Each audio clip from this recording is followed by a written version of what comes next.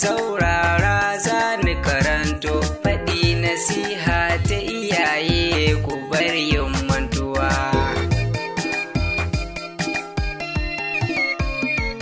Tsira aminci Allah da ɗawa ƙarshen natsuwa wanda muke alfahari da shi a ranar tsayuwa, a cikin rahamarsa muke yin komai a rayuwa.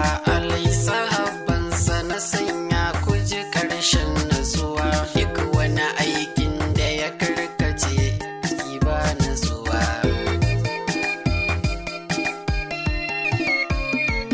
Ka gigice jama'a gare ka suna ta zato, komi ka samu ana ganin shi kamar ka sato. Hankalinka natsuwarka sun kasa daidaito, a shaye-shaye ka shige to don Allah ka fito. Ka rikirkice ka kasa ka samu natsuwa.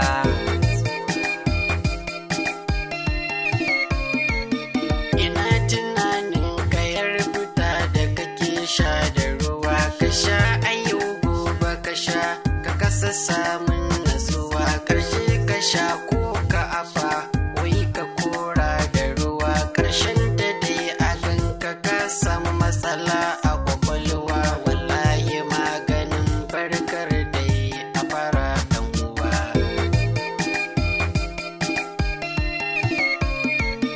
Ina takaici a zuciya ina jin haushi, haba matasa ku juya tauri zuwa laushi. Fage na nema don Allah ku bar jin haushi, ku kyala ƙwarya don Allah ku zo ga akushi. Kusan karatu faɗin Allah ku yo gaggawa.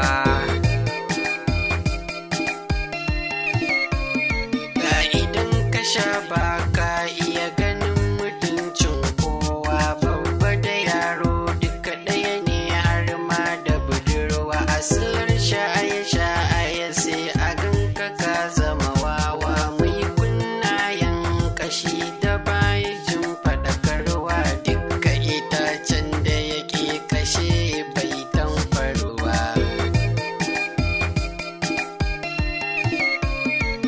Shi shaye-shaye yana sanya zuciya karaya, ka sake-sake a zuciya ga sabar karya. Ka zagi wancan a ranka baka ko jin kunya, inna da baba don Allah aboki ka tausaya, ka shuka kairi don ka ji daɗin girbewa.